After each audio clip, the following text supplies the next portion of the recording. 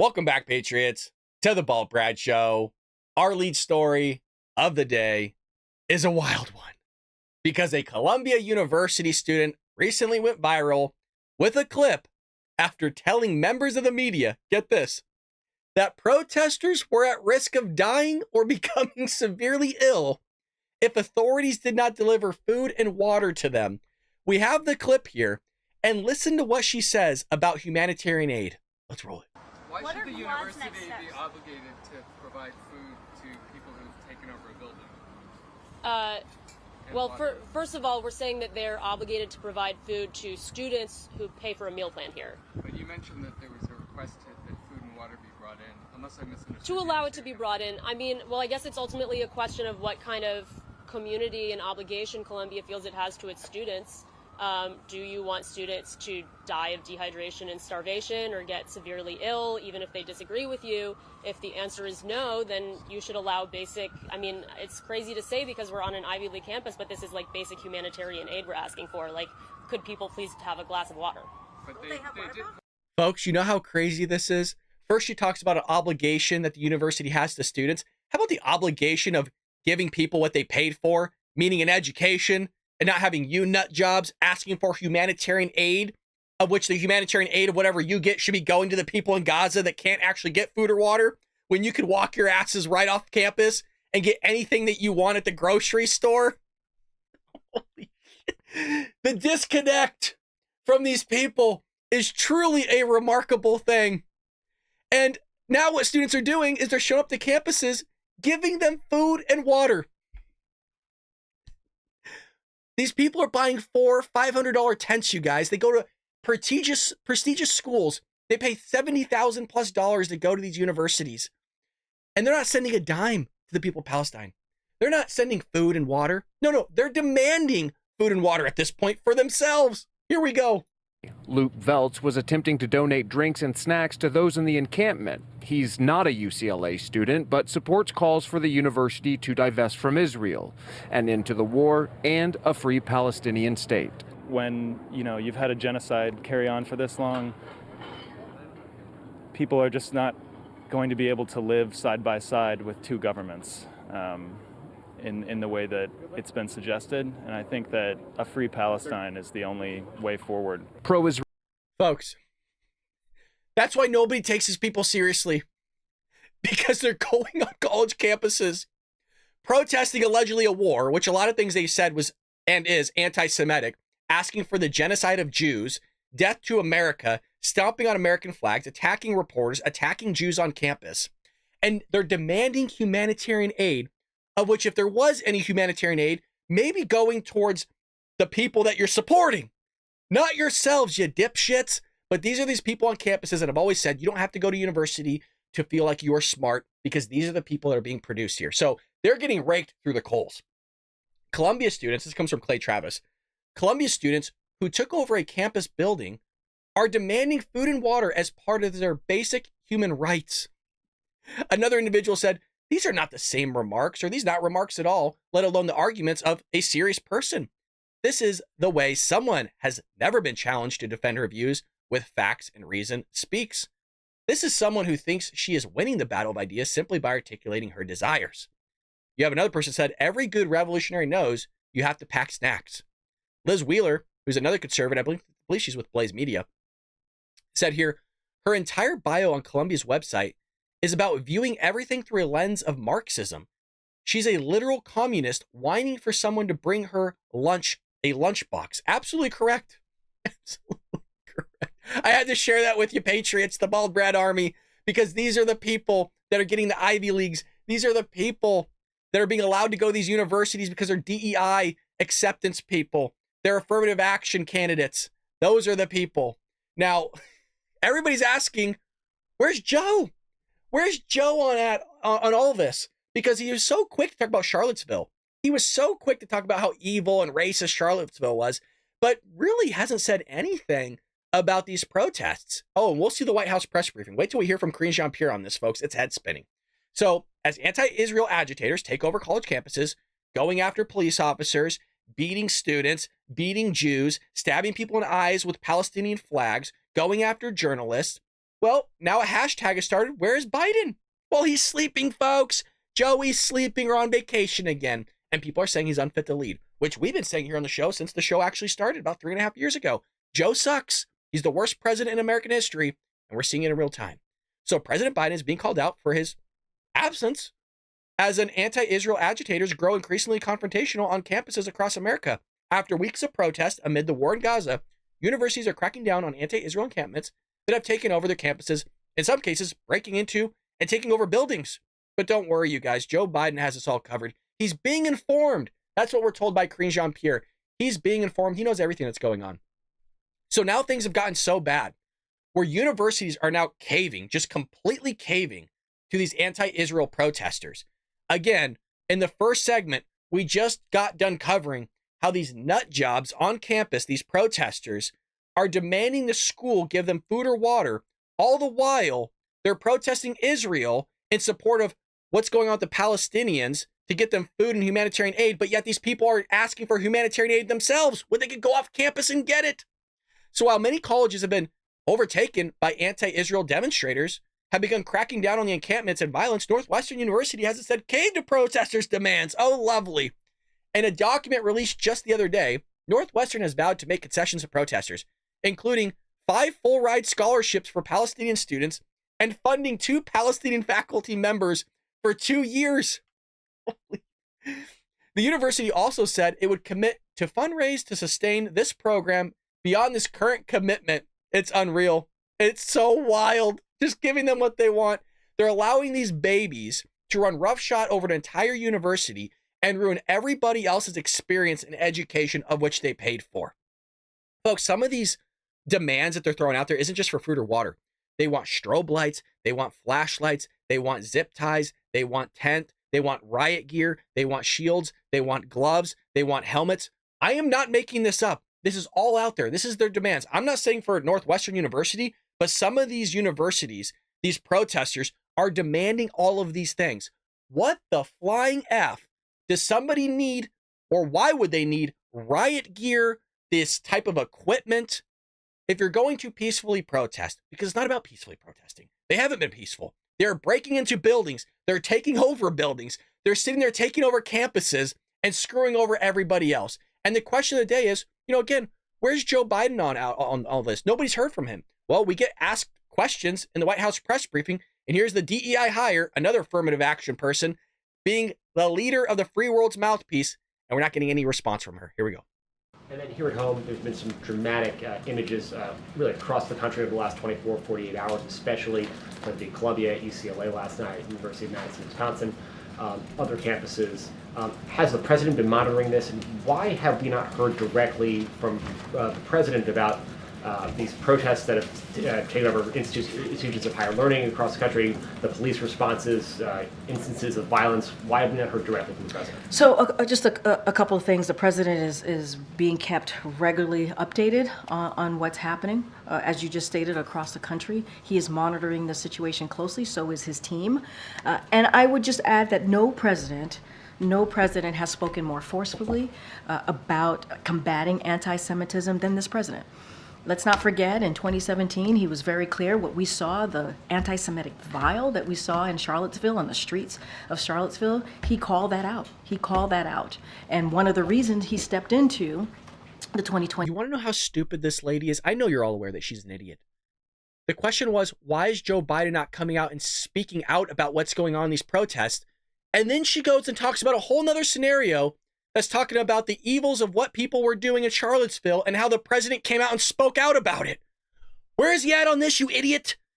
It's remarkable that this person gets paid $180,000 a year. It shows you how great we are as a country, that you can have students go on campus, ask for humanitarian aid to give them food or water when they can walk 10 minutes off campus and get anything they want in this country. The same people are right here on the podium. They're idiots. When the election is because of what he saw, is because he wanted to speak out and speak against what we were seeing in this country at that time. Democracy was under attack. Our freedoms were under attack, and we're still fighting for that today, obviously. But he hasn't just done that by speaking. As you heard from my topper, he's taken action. He's taken action by moving forward with the first ever U.S. national strategy to counter anti-Semitism. More than 100 new actions were introduced, obviously, in that strategy. And that. So as you can see, she just rambles. But I wanted to show you the part where she starts talking about a whole different event on how he was outspoken about it. But yet the question was, well, where's Joe at on this? So you have Peter Doocy stepping in here. I want to see if I make sure I get the right clip for you. Peter Doocy steps in the mix going, hey, well, you talked about Charlottesville. Well, why is he not coming out talking about this? Here we go. Thank you, Corinne. Some of these encampments, they have matching tents. We're being told that there are professional outside agitators involved. We don't know if they're being paid to sow chaos by domestic folks or foreign entities. Does President Biden want his administration to find out who is funding some of these protests? What I can say,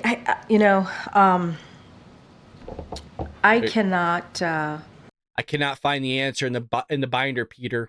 I can't find the answer. I cannot speak to the organizations that are being reported that's on the ground. That is not something for me to speak to. That is obviously something that local governments, local officials, I keep saying local government, local officials are going to speak to. They'll have better information on that. What we have said, and I don't think I've iterated that yet from here, is that the DOJ and FBI is going to continue to offer support to universities and colleges in respect to federal laws. So that is something that the DOJ and FBI is doing.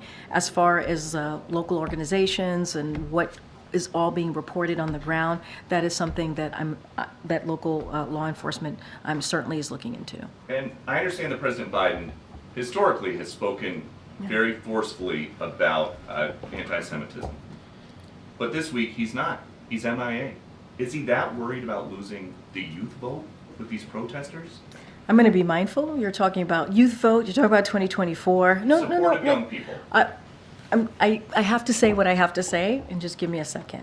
So I'm not going to speak about somebody's doorbell. Is that a doorbell? Alarm. An alarm. Okay. All right. And I'll speak more broadly. I can't speak to youth and support and voters. That's not something I can do from here. The president has taken a lot of policy actions here that he knows that young people care about. And a lot of those actions are popular with those young folks, whether it's giving a little bit of breathing room with student debt relief. We made an announcement today, matter of fact, and we are going to continue to do that because we think it's important as families or as an American and you coming out of college and you want to build a family, buy a home, you have the opportunity to do that and not be crushed by student debt. The president understands how important it is to deal with that issue. Climate change, something that. You guys want a story from that? I mean, it's totally idiotic that she's going on this whole rambling diarrhea mouth answer of basically the question was, where's Joe at, lady? Everybody's wondering where he was at with East Palestine when the train derailment happened, where he was at with Hawaii and Maui. Like, the dude's never able to be found because he's hooked up to a CPAP machine, getting the oxygen, trying to stay alive. Some of these people that they're relieving debt for, you guys, debt forgiveness. One person had $250,000 in debt. A musician who sat there and intentionally did not pay off his student loans. A musician who's not getting work, got a PhD in some bullshit major, and now acquired $250,000 of debt that's now just gone because he made a series of idiotic decisions, and now we all have to pay for that. So now you're paying for somebody else's dumbass decisions to get a dumbass major and has no life ahead of them in terms of making a better society for us because now we all had to pay that off for him. Oh, isn't that just great? Well, here she is again. Here's the knucklehead. That young people really, truly care about. One of the crises that the president said he came into having to deal with was the climate change crisis. As the president has taken aggressive action to deal with climate crisis. Look, I can't speak to youth voters or their support. What we're going to do is continue to take actions that we believe helps all Americans and all communities. You mentioned what he said in 2017 after Charlottesville. He said about Trump's response then, Charlottesville for me was a moment where I thought silence would be complicity. Yeah. So how do you explain his silence this week? The president has not been silent on Damn, Peter, well done, my boy. Duh, Peter showed up today, folks. this issue when it comes to hate speech, anti-Semitism. He launched the first ever anti-Semitism. So she goes on, just repeats herself again. Again, the question was, Karine, where's the guy at? He was all there for Charlottesville. You know, he was outspoken about that. You know, when it goes against their narrative, folks, all of a sudden, you can't find the guy. Well, I hate to tell you I was correct. Have I not, for those that are avid viewers of the Ball Brad Show, did I not mention, get ready, that they're going to start bringing refugees in to America? Here we go, folks. I freaking called it. Yeah, we're a small channel here, man, but I'll tell you, we get shit right. We get shit right. Biden looking to bring in Palestinians to the U.S. as refugees. Did I not say that was the end goal here? Just probably literally actually yesterday as well, and about a week ago, when I started thinking, nobody said this. I haven't seen it coming from Fox News, The Daily Wire, The Blaze. I am the only one that has said this. Why are they building a pier to just deliver food and water? We can fly that shit in. Why are we uplifting the earth to build a pier way out in the middle? Why are we doing that? Because it's more than a pier. It is more than a pier. We could fly the stuff in, but we want ships to dock there because we need to get people out. And where are they going? This is one of the places right here. President Joe Biden is reportedly considering bringing Palestinians to the United States as refugees as he looks to basically figure out what the hell's going on over there in the Middle East. Now, we got the White House press briefing here where she's asked by Wijaya regarding this whole refugee thing. Here we go. Okay, Wijaya. As the administration considers bringing Palestinians here to the U.S. as refugees, do you know how many people that the U.S. hopes to relocate?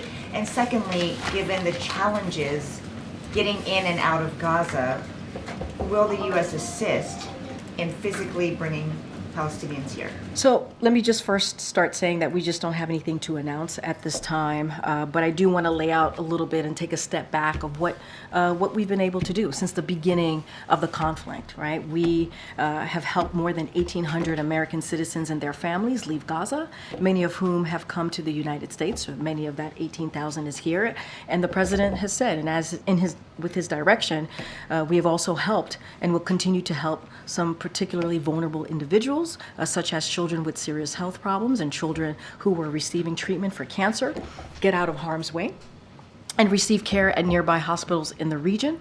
And let's not forget the president, this administration continues to be the largest contributor of humanitarian. This is why they wanted to get rid of her, you guys. This is why the White House wanted to get rid of her, because she's reading out of a freaking binder that doesn't answer the question. They were doing a coup to get rid of her. She won't leave. The American people hate her. Her boss hates her. You suck at your job. Leave. Humanitarian assistance. This is something that the secretary is going to be talking about in this hour. The humanitarian assistant going into Gaza to address the humanitarian conditions in Gaza. Obviously, as we know, they are very dire, and we are pressing hard to get more urgently needed aid into more people as soon as possible. Well, it can't be that dire. We just watched our first segment where the protesters on college campuses are demanding humanitarian aid themselves. It can't be that bad. Why in God's green earth would somebody that's protesting what's taking place in Gaza, where people can't get food or water, ask for food and water themselves when they could just walk 10 fucking minutes off campus and get it themselves? The same people that are buying $500 tents are not willing to buy $500 worth of food and water to send for the very people that they supposedly support. But it's terrible over there, you guys. It's so bad. It's so bad. By the way, I'm not discrediting that. I'm just calling out the fact of crazy ass shit going on college campus. And forgive me for cussing. Today's not the episode if you got kids listening, folks. Today is not the episode, let me tell you. Well, that's why this hostage deal is so critical, besides, of course, getting the hostages home, but also creating an opportunity to get that more additional humanitarian aid in and would lead to a ceasefire. Now, in terms of the refugee admissions program, which is what I believe you're asking me about, we are constantly evaluating policy proposals. What I believe you're asking me about, she couldn't have asked any more of a clear question. There actually is no simpler way of putting it. That's why they've limited their questions. Have you noticed, you guys? They've limited their questions to, where is Joe at? I guess they could put, where's Joe? They've gone so simple with this lady because she's so dumb. She is so bad at her job that they can't actually make a more simple question. Where is Joe at? And she can't do it. Not capable. This is what affirmative action does. This is what DEI does. $180,000. Proposals to further support Palestinians who are family members of American citizens and may want to come to the United States. So we're evaluating it. I don't have anything to announce at this time. And then a quick one on... Unbelievable. Unfreaking believable coming from the White House. I know you guys are beating your head against the wall. Like, I can't take any more of this lady. She's freaking terrible. Please shut her up, Brad. She's the worst person I've ever heard. So here's another reporter, and I'm kind of just pulling this up as we speak that I saw that kind of reminded me.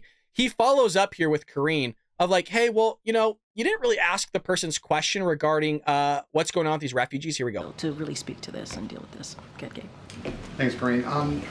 I wanted to follow up on a previous question that was asked, and respectfully, you didn't quite answer it. The question was, why hasn't the president been more forceful in talking about the protest? You talked about how he's talked about anti-Semitism, but specifically on the protest, why hasn't the president been more forceful on that? And I hear the question, Gabe, but respectfully, the president has been no other president has spoken about anti-Semitism than this president. But that's not the question. It's the protest. And I'm answering it in the way that I believe is the best way to answer your question, which is the president has been very, very clear. He's been clear about this. He's taken action. He put forth a strategic plan to counter anti-Semitism, more than 100 new actions. How can you be clear if you've never said anything in the first place about something? I'm going to lose it. I got the questions kind of mixed up there, but that one went in line with the Peter Ducey question of like, hey, you know what? Where the hell is the guy at? Where's Joe at? The hashtag that's been going on. Where is Joe at? And she can't answer it. So that led to Wajaya. Now I got my clips all mixed up here, asking, hey, you know what? Like, what's going on with the president? What's going on with the protesters? So obviously she won't answer. We also have here Philip Wegman of Real Clear Politics talking about the tearing down of flags on college campuses by tearing down or removing the American flag and putting up the Palestinian flag. So on Tuesday, officers of the New York Police Department yanked down the Palestinian flag, which demonstrators had used to replace the American flag at City College of New York last week.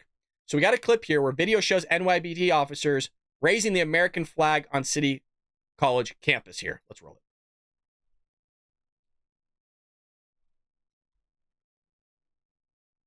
There's no audio on this one, it looks like.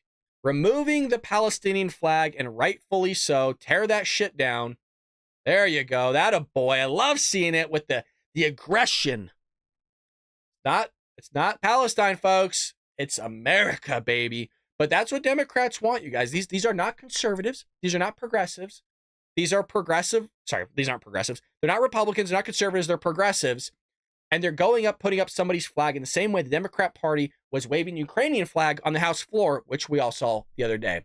So God bless these guys for putting up the right flag. But remember, the progressive left, the Democrat Party thinks this flag is racist, you guys. That flag represents bigotry. It represents misogyny. It represents homophobia. They're going after the trans people and all these things. Unbelievable. If the flag was so racist, why would two black men be raising the American flag? But these people are idiots on campus, you guys. I'm telling you, no longer do you need to be a savant in mathematics or your understanding of literature. No. You just get into these universities because they have an initiative. They have a quota that they need to meet based on race, sex, gender, all those other things. So here's our boy. We haven't covered him in a while. We love this man. He's the other gladiator. He's Philip Wegman of Real Clear Politics. Check him out on social media, folks. His articles are astounding. One of the best writers in that room. Philip Wegman, questions are here on the American flags that we just saw being taken down. Here we go. Go ahead, Phil. Thank you. Two quick questions here. You've made the distinction between the president's support for peaceful protest and say less than peaceful protests. I'm curious, what is the president's view, what is the view from the White House on some of these college campuses where we've seen the U.S. flag torn down and the Palestinian flag replace it? What I will say is this. Americans have the right to peacefully protest within the law. Within the law. And we have to also respect that we cannot disturb campuses in the way of taking over buildings, in the way that we have seen. That is not peacefully protest. It's just not. And look, we have seen some really vile, hateful language used against the Jewish. The question was about the flags.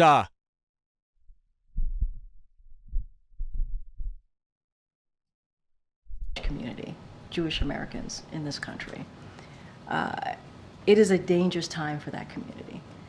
And we have been very clear about what we need to do to fight that hate, but also condemn that hate.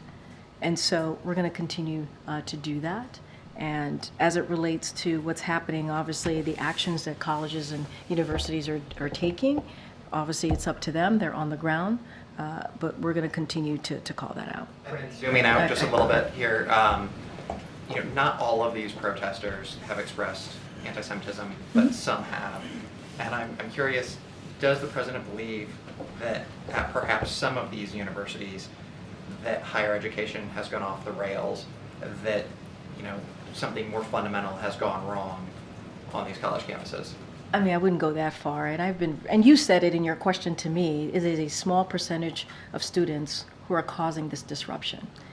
And students should feel safe to go to school. They should feel safe to be able to have that all-important academic experience. They should be able to have their commencement and be able to have their families and loved ones show up for them on that important day. And I wouldn't go that far in your question, because as I stated, I would.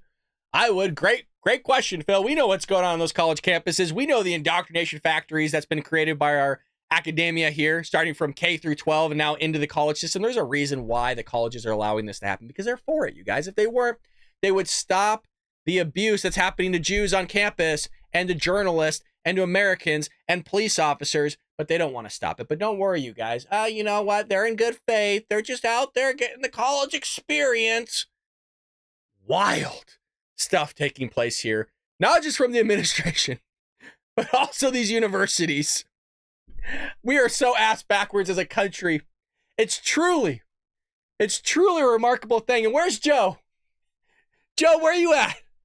Joe, you on the beaches of Delaware? That's where we should be going looking for him. That's where you'll get your answers, folks. Him napping in the beaches of Delaware, folks. Getting the sunshine rays. Not knowing an absolute fuck what's going on in the world. But don't worry, we're told he does. No, she told us. The DI hires. No, she told us everything.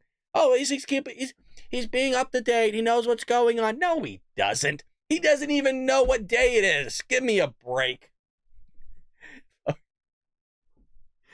I'm sorry to put you through that, but I had to. I ain't going through it by myself. I ain't watching that nut job of a White House press secretary by myself. Nuh-uh. No, sirree. We're all sitting through it together. Holy Lord. Let me know what you think about this episode, folks. Banger of a show today. I felt good about this one. Slight hiccup there with that question, but you know what, folks? We're a one-man show here. Let me know. Let me know anything. Give me an SOS in the comment section. Tell me how bad Joe Biden sucks. Tell me that I'm not alone here. Oh my God. Well, we're going to do some plugs for ourselves here, folks. As always, we have a book. We also have a website, baldbrad.com. We are a conservative biased outlet here. It's a one-man show. We got shirts, we got hoodies, we got mugs. You guys always see me plugging the mugs. We don't make a profit on this stuff other than the book. And the book is slim. But as far as the merchandise, I just want you guys to swagger out, baby. It's not about making money. It's about so you can be swaggered out with Bald Brad merch.